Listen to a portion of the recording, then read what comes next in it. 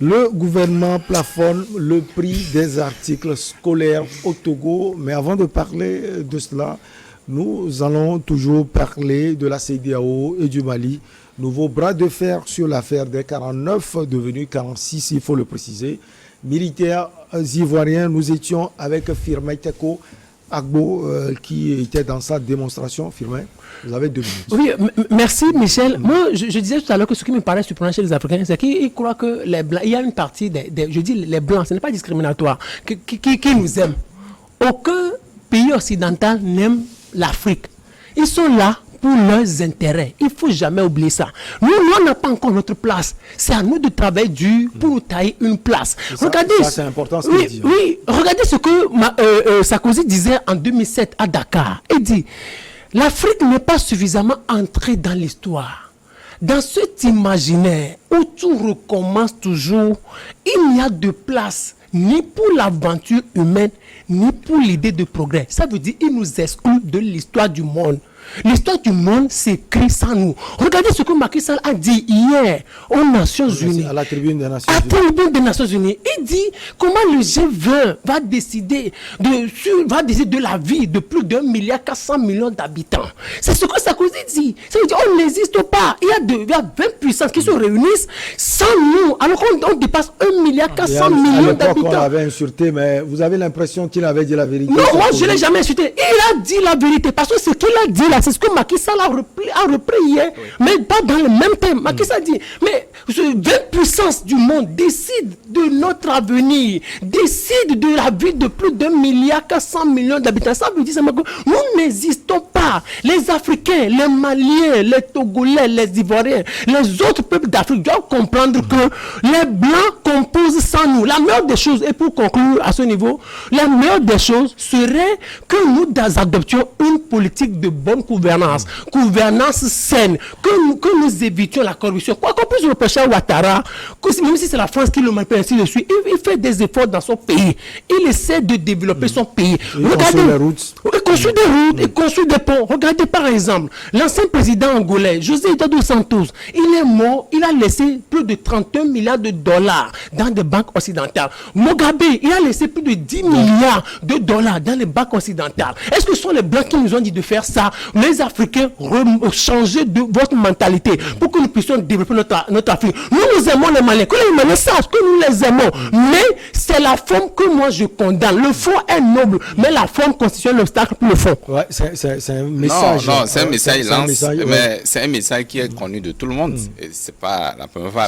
C'est pas du nouveau. Tout le monde, même un bébé, un nouveau-né qui vient de naître, c'est que l'Africain est laissé pour compte. Donc, ce que je dis, c'est que c'est comment faire pour changer de paradigme. Tout ce qu'il dit, les chefs d'État, même les Africains, tous les Africains savent qu'actuellement nous sommes exclus des relations, enfin, de la gouvernance mondiale, des grandes décisions mondiales. Donc, aujourd'hui, comment faire pour changer de paradigme? C'est ce qu'il a expliqué. Il faut parler de la gouvernance. Il faut que nous-mêmes nous soyons nous-mêmes. Même cette gouvernance-là, ça ne se décrète pas. Vous allez voir que même quand vous voulez changer de gouvernance, il y a toujours une intrusion étrangère qui va vouloir que cela soit toujours déstabilisé pour que ça soit à leur profit. Donc, moi, aujourd'hui, c'est vrai que nous allons parler d'une gouvernance africaine pour dire que non, comprenons-nous, on ne peut pas vivre en autarcie.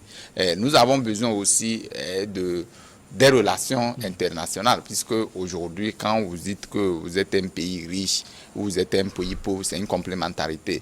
Mais sauf que sur un cas qu'il vient d'évoquer pour parler de G20 par rapport à ce que Macky Sall a dit, comment est-ce que, je crois, 20 pays vont décider, voilà. Mais je crois bien que si cette conscience doit être prise et qu'elle doit être une conscience universelle. Et c'est la lutte là que le Mali est en train de faire. C'est cette lutte, justement, à cela que je voulais en venir. C'est cette lutte-là que le Mali est en train de faire. Mais sauf que le Mali n'est pas compris par beaucoup des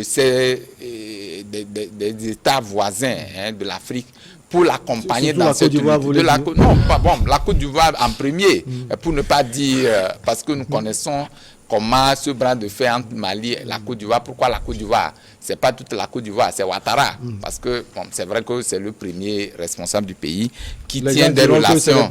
C'est pas tout le Mali aussi, c'est Assimi Goïta. Non, Goïta. Assimi Goïta, quand je parle d'Assimi Goïta, il fait la volonté de la plus grande partie, comme vous me prêtez le mot, de peuple malien. Parce que quand vous voyez derrière, depuis que Assimi est au pouvoir, il n'y a pas de contestation pour dire Assimi quitte le pouvoir, Assimi tu fais la volonté de... Puisque le sentiment anti-français est actuellement très ancré dans la plupart. Est-ce que vous savez qu'en Côte d'Ivoire, il y a des artistes même qui sont mobilisés et qui chantent pour les 49 militaires détenus au Mali? Effectivement. Et qui demandent la libération. Effectivement, pourquoi ça? C'est parce qu'ils épousent. Ça veut dire que les gens aussi soutiennent peut-être Ouattara dans l'élan là. Dans l'élan là. Donc, pourquoi comme Maba ne veut pas le reconnaître? Non, quand on parle des 49 c'est une question humanitaire. C'est-à-dire que ce n'est pas une question beaucoup plus ancrée dans le cadre de France. Non, ce n'est pas. C'est quelqu'un, par exemple, Ouattara envoie des éléments dans des conditions controversées. Il va, on les prend. Maintenant, Michel, est-ce que tu n'as pas pitié de ces hommes-là qu'on envoie là? Même si c'est Ouattara qui a commis l'erreur, qui paye plus? C'est les familles des 49 pays et militaires là qui payent. Et force même, la plus forte raison, la faute des nez, ils avaient été dédommagés en leur donnant, ils avaient été 500 000 par famille. Donc tout ça là, tout le monde doit compatir. C'est pourquoi là je dis, on ne peut pas ne pas dire qu'on va surfer sur des sentiments anti-français et laisser nos compatriotes ailleurs cloués dans des prisons. Vous demandez leur libération. Nous demandons, c'est pas moi seul. Quelle que soit la nature d'Africain que tu es, tu dois demander la libération des 49 militaires. Parce qu'aujourd'hui, c'est vrai que les conditions ne permettent pas d'élucider un peu la vraie raison qui les motive à aller vers ça. Mais aujourd'hui, on trouve véritablement que c'est une erreur. De la Côte d'Ivoire l'a reconnu. Il faut quand même que le Mali revienne quand même remettre les pendules à l'heure pour que les 49 militaires retrouvent leur liberté. Et quand cela n'en tient, il faut en même temps que les gens pensent que dans un passé récent, la Côte d'Ivoire savait qu'à un moment donné, il allait tomber dans sa propre turpitude. C'est ce qui est en train de se faire. Mais ce n'est pas Ouattara qui paye, c'est les 49 qui payent, qui sont des Ivoiriens et qui ne sont pas peut-être même connus de la scène politique. C'est aussi ça la question. Donc nous n'allons pas jeter tout ce qui est discrédit sur les 49 militaires en transposant le sentiment anti-français contre le Mali, contre le Burkina Faso, enfin, contre la Côte d'Ivoire. Non, nous demandons vivement que ces 49 militaires ivoiriens soient libérés. Alors, Gabé Adjao, il y aura le président Faure aux États-Unis d'Amérique actuellement. Il va participer à ce sommet en tant que médiateur de cette crise entre la Côte d'Ivoire et le Mali. Qu'est-ce qu'il va dire? Vous n'êtes pas son conseiller, bien sûr, vous n'êtes pas un ministre, mais bon, on essaie d'être dans le secret des dieux. Ah ouais. Oui, bon, vous savez, il avait déjà commencé. C'est vrai que bon, la médiation s'était heurtée dès la première rencontre à des positions tranchées des deux parties, mais quand même à un certain moment, je pense que les conditions se sont un peu plus ramollies. C'est pourquoi il y a eu la libération de ces trois dames-là. Aujourd'hui, c'est vrai que bon, Ouattara a activé d'autres réseaux, mais la médiation togolaise n'est pas mise de côté. Donc quoi qu'il en soit, je pense que le chef de l'État, premièrement, il va faire le point des discussions qu'il a eues avec les deux parties, les résultats ou bien comment on peut dire ça, les concessions des deux parties, et aussi envisager ce qu'il prévoit encore de faire pour que cette crise-là n'existe plus, soit annihilée. Moi, aujourd'hui, je pense que quoi qu'il en soit, peu importe ce que le Mali peut reprocher au président Alassane Ouattara, peu importe la mésentente qui existe entre eux, il va falloir qu'on arrive quand même à faire évacuer cette histoire-là. Il va falloir libérer les 46 militaires restants. Ouais, il faut qu'on les libère. Il faut pas libérer 46. Non, même si c'est une seule personne, c'est 49. Parce que, quoi qu'on dise, ils sont toujours Les 49. Même si c'est 48 qui partent, il reste une seule personne, c'est 49. Donc, les 49. Il faut que les 29 soient 49, comme non. ça, on va faire les détails. Il faut quand même mettre en exergue la médiation togolaise qui a fait qu'on a au moins libéré 3 personnes. Donc, il reste 46 personnes. Donc, aujourd'hui, je pense que la meilleure des choses, c'est quand même arriver à libérer les 46 autres militaires pour qu'on arrive à avancer et à penser à autre chose. Je pense que si ces militaires sont libérés, le Mali aussi sera beaucoup plus accepté dans les instances internationales. Ça va encore les ouvrir beaucoup de portes. Je pense que cette histoire d'entêtement, là, il va falloir laisser ça de côté et avancer. Les 49 militaires, ce sont nos frères. Ils ont des familles.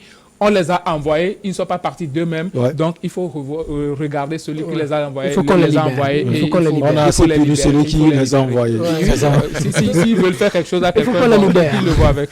Allez, on vit au pays de Filbert Teko Agbo. Le gouvernement togolais, bien sûr, a décidé ce mardi 20 septembre 2022 de plafonner les coûts de cession des fournitures scolaires, sonnant ainsi la fin de la spéculation sur ces articles dans les marchés locaux à quelques jours de la rentrée. En effet, l'exécutif, à travers le ministère du Commerce, a rendu public un communiqué interdisant cette pratique. Désormais, le prix de paquets de cahiers du petit format varie de 1200 à 1400 pour les 100 pages et 200 pages de 2500 à 2700 pour les 300 pages, tandis que ceux de grand format sont vendus désormais entre 2300 et 3500 pour les paquets de 100 pages, entre 3150 francs et 3500 pour les 200 pages et 5000 et 5500 pour les 300 pages. Alors, comme Valentin Mayaba, on vous retrouve. Qu'est-ce qui a motivé le gouvernement, c'est vrai que je l'ai un peu dit dans l'introduction, à faire cette sortie, ou bien le ministère? Oui, le ministère du Commerce, je crois que eu égard à ce qui a été dit de par le passé par rapport au manquement observé dans certaines prises de décision ou dans certaines réglementations, il est bon que c'est là je suis tout heureux de comprendre que tout ce que nous disons sur les médias, ça passe pas par les oreilles, ça passe pas par les oreilles d'un sourd. Donc ça veut dire qu'ils comprennent ce que nous sommes en train de dire. Mais sauf que ça paraît pour moi comme une forme de, enfin ils plantent le décor, mais est-ce que finalement ça a un prix? Je ne pense pas, parce que... Est-ce qu'il y a... Vous voulez parler du suivi? Non, pas seulement du suivi. Est-ce que c'est ça même qui est important de la chose? Tout le monde sait qu'actuellement, quand les choses passent bien, c'est vrai qu'en temps on a critiqué le fait qu'il n'y a pas de suivi dans les prix ou dans le contrôle des prix. Mais aujourd'hui, ce n'est pas les questions des fournitures scolaires qui est plus important que ce qui le Togolais lambda demande par rapport à certains prix. Aujourd'hui, c'est vrai que c'est la rentrée scolaire qui est là. Les gens ou l'autorité va penser qu'il y aura des spéculations des prix et tout. La fois dernière, moi, j'étais dans les marchés. J'ai fait une petite enquête par rapport à cette rentrée. Les bonnes dames sont sorties, me disent beaucoup de choses. Et ces choses, c'est quoi? C'est vrai, aujourd'hui, on leur dit de ramener le prix à tel. C'est bien vrai, parce qu'eux aussi, ils ont des enfants qui vont à l'école. Ce n'est pas de gaieté de cœur qu'ils montent les prix. Quand on parle de flambée des prix, quelles sont les mesures que le gouvernement prend pour justement amener ces revendeurs, ces revendeuses à amener les prix au bas? Donc maintenant, la question, c'est de voir, est-ce qu'il y a un mécanisme qui est élaboré dans ce sens pour permettre à ces bonnes dames ou à ces bons messieurs, enfin à ces revendeurs et revendeuses, de ramener le prix à un bas niveau? C'est la question qui est fondamentale. Maintenant, on ne sort pas un matin, c'est comme nous l'avions dit ici, il faut ramener le prix du bol du maïs à 500 francs. On ne sort pas un matin pour dire à une revendeuse, il allait dire, qui est allé au fin fond de la capitale ou peut-être dans un pays, dans un village loin de Lomé, à plus de 200 km de Lomé, qui paye avec le transport, qui est arrivé avec même les frais de péage et tous les frais halogènes qui s'ajoutent, il va venir peut-être vendre à perte. Non, moi je pense que ce qui devait arriver avant cette décision, c'est de prendre des mesures pour encourager d'abord, comment l'appelle-t-on, pour encourager la spéculation. Voilà, pour encourager Bon, pas pour décourager, pour décourager la spéculation. Parce qu'à un moment donné, ce qui amène les gens à faire des flambées de prix, vous les connaissez. C'est le prix du transport, c'est le prix des taxes sur les marchés.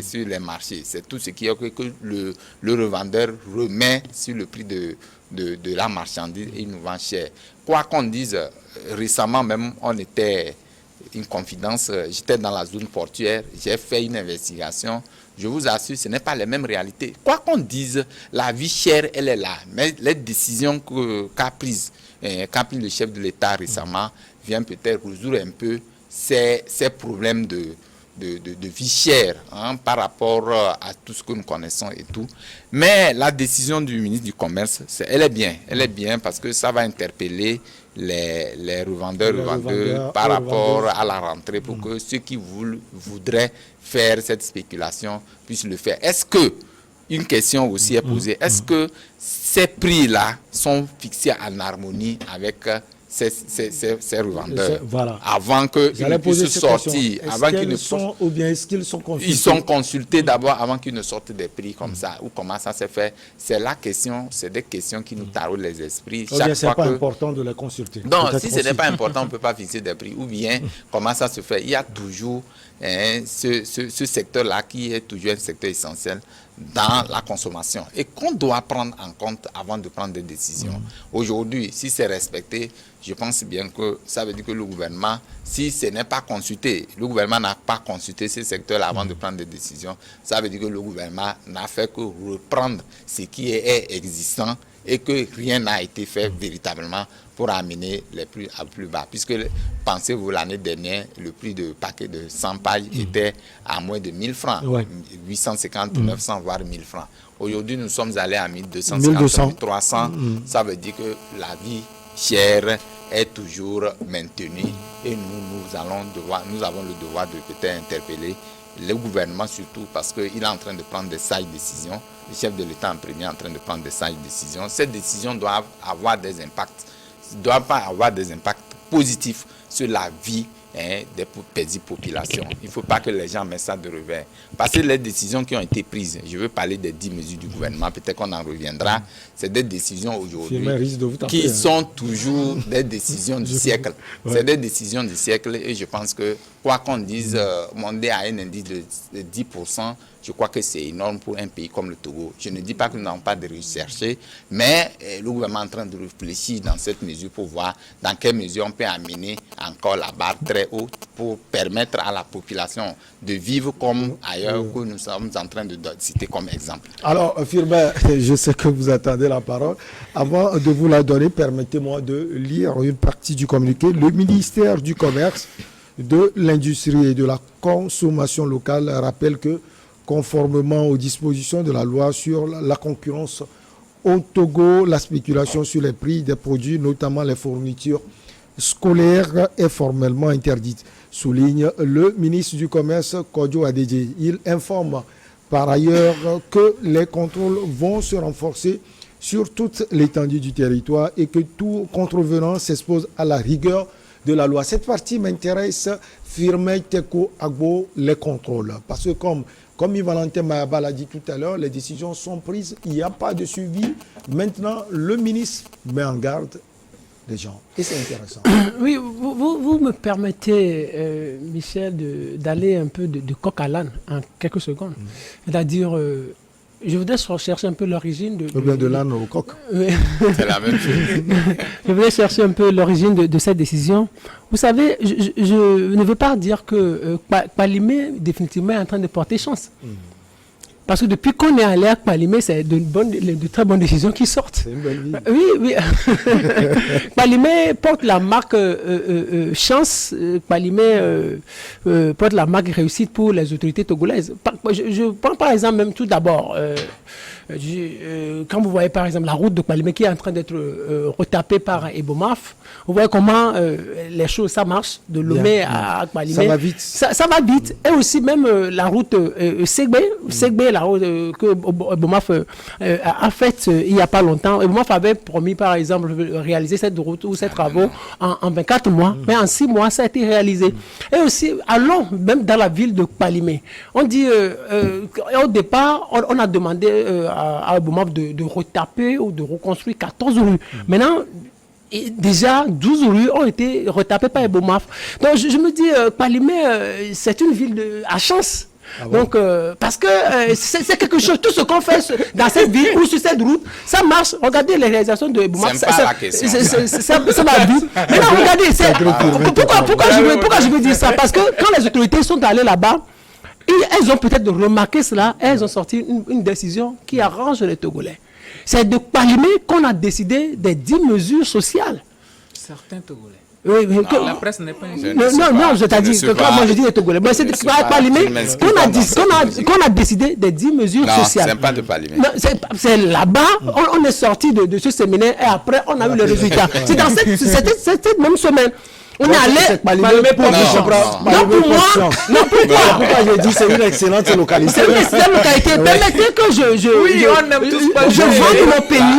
Je vends une belle ville de mon pays. Maintenant sur le sujet. Oui, mais sur le sujet. Il faut dire, depuis Kpalimé, j'ai l'impression que depuis Kpalimé, il y a de bonnes choses qui sortent. Première chose, les 10 mesures sociales. Et deuxième chose, ce plafonnement de prix de fournitures scolaires. C'est une très bonne chose. Si on peut arriver à le réaliser. Vous n'avez pas de contrôle. Vous n'avez pas de contrevenant, selon le communiqué du ministre. Mais je n'ai pas trop foi en ce contrôle. À moins qu'on ait des agents à disposition qui puissent passer réellement au contrôle. On peut les avoir. Peut-être le ministre compte sur cela. Comment il va faire le travail selon vous? Entre-temps, le ministre avait sorti un communiqué pour dire que maintenant le contrôle va être rigoureux sur le terrain par rapport à certains produits de première nécessité, ainsi de suite. Ça, c'est déjà une bonne chose. Maintenant, la question, c'est la faisabilité. C'est le fait de mettre en action ce qu'on a décidé. Mais est-ce qu'on a assez d'équipes? Oui, bien sûr, c'est du nord au sud. Si on peut aller dans les marchés, et passer au contrôle, ça peut aider. Sinon, regardez par exemple, il y a des cahiers, il y a des fournitures scolaires qui ont été payées bien avant. Je parle des vendeurs qui ont été bien payés avant, qui ont été bien emmagasinés avant la sortie de ce communiqué-là. Comment ça va se faire? Si le vendeur vous dit, monsieur le ministre, moi j'ai acheté tel cahier à tel prix. C'est ce que je disais. Oui, c'est ce que comme Ibayaba disait il y a un instant, en disant que le prix de transport, ainsi, les conditions dans lesquelles les articles ont été achetés ou payés, mais ça joue beaucoup en termes de transport, en termes de taxes et tout ça. Maintenant, comment on va faire à ce niveau-là? Donc il va falloir peut-être, quelqu'un a dit, peut-être il fallait négocier, discuter un peu avec les revendeurs et autres là. Peut-être on a déjà eu à discuter avec. Maintenant, que ça aille de façon plus souple, que les contrôleurs arrivent à discuter un peu avec eux. Les revendeurs, parce que vous ne savez pas les conditions dans lesquelles la personne s'est procurée ces biens-là. Si on maîtrise toutes les conditions, je pense que la décision peut-être sera facile à mettre en œuvre. C'est une très bonne chose qu'on arrive à plafonner. Mais on a plafonné des choses, pas dans l'huile ici, dans ce pays, tout ça. Mais on ne respecte pas. Sur le marché, on ne respecte pas. Quand vous allez au marché et vous demandez aux gens combien vous vendez l'huile, la personne vous observe. La personne vous observe, quelquefois vous snob. Vous observe disant, mais est-ce que vous êtes soit un agent de l'État ou vous êtes un simple acheteur? Si la personne a un petit soupçon sur vous, la personne ne vous donne pas le prix, la personne vous dit il n'y a pas le produit que vous cherchez ici. Ou si vous allez au marché, vous dites le gouvernement a décidé que le produit se vend à tel prix, le gars vous dit ok, d'accord, attendez, Fonia Singbe, il va vous apporter son produit. Donc, il y a de ces petites choses-là qu'on observe sur le marché. Vous savez, notre centre a eu à faire de petites enquêtes sur le terrain, c'est un centre de recherche. C'est ce que nous avons constaté. Alors, la meilleure des choses que moi je proposerais, c'est que ce n'est pas encore tard, que le gouvernement entre en discussion un peu avec ces revendeurs-là, oui, et puis que le contrôle... Comme Mayaba, c'est intéressant ce qu'il a dit, que le gouvernement... oui, c'est important, entre en discussion, et après que le contrôle ne soit pas trop strict, parce qu'il faut connaître d'abord les conditions dans lesquelles les produits ont été acquis par les revendeurs. Alors, oui, Gabin, Adjao, les mesures seront suivies. D'abord, votre analyse sur ces décisions du ministère. Et ensuite, on doit poser quand même cette question. Est-ce que, selon vous, les mesures seront suivies? Bon, moi, premièrement, la décision est venue un peu tard. Parce que nous sommes à quelques jours de la rentrée et tout bon parent qui a un peu de moyens a déjà acheté les fournitures. En plus, les prix qu'ils ont dit, 1200 francs. Je vais juste parler des cas de 100 pages. 100 pages. Chez les grossistes, c'est à 1200 francs. Moi, j'en ai acheté hier. Hier seulement, c'est à 1200 francs. Donc, le gouvernement n'a pas apporté, n'a rien apporté de nouveau. Moi, j'ai lu, je me suis dit, mais il y a quoi? Ou bien le gouvernement n'est pas assez informé. C'est vrai, normalement, il doit y avoir une discussion entre ceux-là qui vendent et le gouvernement, mais à un certain moment, le gouvernement aussi n'est pas obligé de discuter avec eux, puisque ce sont eux qui fixent les taxes sur ces produits-là. Donc, ils savent à quel prix il faut vendre pour ne pas perdre aussi. Donc, ils le savent. Mais maintenant, sur le terrain, c'est assez compliqué de pouvoir contrôler ces prix-là parce que nous sommes dans une économie de marché et quand tu vas au marché aujourd'hui, si une dame dit que bon, lui, son paquet de cahiers, c'est à 1500 francs, si tu veux, tu l'achètes, si tu ne veux pas, bon. Moi, j'en ai acheté pour quelqu'un à 1500. Tu peux partir. Voilà. Moi, j'en ai acheté à Donc, imaginez quelqu'un qui va chez le grossiste, il achète à 1200 francs. Et avec les tractations, le transport, ainsi de suite. Le gouvernement prenne des décisions. Oui, à Fagnan, il y a des cahiers qui se vendent à 1750 francs le paquet. Parce que bon, au vu du transport, du coût de transport et tout, c'est assez compliqué aujourd'hui. Moi, j'aurais préféré que ces mesures-là viennent beaucoup plus tôt, parce que le gouvernement a parlé de distribution d'un certain montant aux parents, pour que ces parents-là puissent acheter des cahiers. Aujourd'hui, les montants ne sont pas encore distribués, mais la rentrée, c'est juste pour demain, on peut dire. Qu'est-ce qui est en train de se faire réellement pour que les parents puissent permettre à leurs enfants de rentrer sans problème? On a plafonné les prix, c'est vrai, c'est très bon, mais sur le marché, est-ce que cela sera appliqué? Je ne crois pas. Parce qu'on a plafonné les prix ici, on a dit il y a des services techniques qui vont aller sur le marché pour vérifier, mais on a eu juste que quelque chose sur le gaz, le gaz butal là. Après, on n'a pas eu le résultat. On ne sait pas si ceux-là qui ont augmenté les prix sont arrêtés ou pas. On ne le sait même pas. On ne sait pas ce qui se passe sur le marché. C'est bien de prendre des décisions, mais je pense que le gouvernement devrait y penser beaucoup plus tôt. C'est la base même. Ça doit être la base parce qu'on ne peut pas aller à l'école sans cahier. Donc, depuis le début des vacances, on devait penser à cela.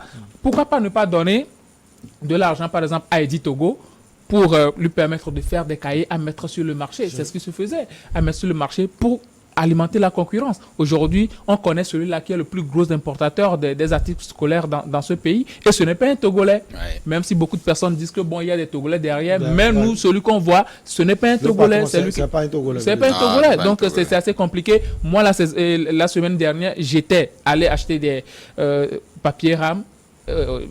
Je ne vais pas appeler le nom pour lui faire de la publicité. Je lui ai dit, ben, le carton que tu me vendais à 17 000 francs, aujourd'hui c'est à 23 000. Pourquoi? 6 000 de plus. Hein, 6 000 de plus. Il m'a dit que s'il me sort les factures des taxes qu'il a eu à payer, j'allais pleurer à sa place, que c'est à peine il gagne 225 francs sur le... Vous voulez dire que le gouvernement doit voir ce côté aussi. Voilà, c'est très important. Donc, il va falloir que le chef du gouvernement et aussi le ministre du Commerce essaient quand même de faire ce travail-là pour permettre à ce que le prix soit respecté sur le marché et aussi qu'il y ait aussi assez de cahiers disponibles, parce qu'il y a beaucoup de personnes qui parlent aussi de pénurie qui entraînent ces inflations. Ça a été un plaisir de vous avoir sur ce plateau avec vous, chers amis. On a parlé de la République centrafricaine. Le projet de nouvelle constitution continue de faire des vagues. New York, sommet extraordinaire de la CEDEAO sur le Mali et la Guinée-Conakry. Et puis CEDEAO, Mali encore, nouveau bras de fer sur l'affaire des 49 militaires ivoiriens. Et puis le Togo, le gouvernement plafonne le prix des articles scolaires. On était avec Firmin Tekou-Agbo, chroniqueur politique, directeur du Centre de recherche et de géopolitique internationale, Firmin Tekou-Agbo. Merci beaucoup à vous, directeur. On se retrouve la semaine prochaine. Merci également beaucoup à vous, Gabé Adjao, juriste, analyste politique. Merci, mon frère. Merci, jeune doyen. On se revoit la prochaine fois. Oui, on se retrouve la prochaine fois. Ça a été un plaisir de vous avoir sur ce plateau. Merci bien. Nouveau directeur. de l'association des journalistes. Président. Non, je suis le président de l'association des journalistes et citoyens engagés pour la lutte contre le terrorisme. La prochaine fois, on va en parler. On va en parler. Ouais. C'est très important parce que je crois que c'est un concept nouveau et que nous avons le devoir, l'amabilité de peut-être voir dans quelle mesure nous allons nous cerner des contours du terrorisme et de l'extrémisme violent pour enrayer le mal dans notre pays et à travers le monde. Oui, et ça, on doit en parler à nos chers amis scottiers, à qui on dit merci. On se retrouve donc prochainement. À très vite.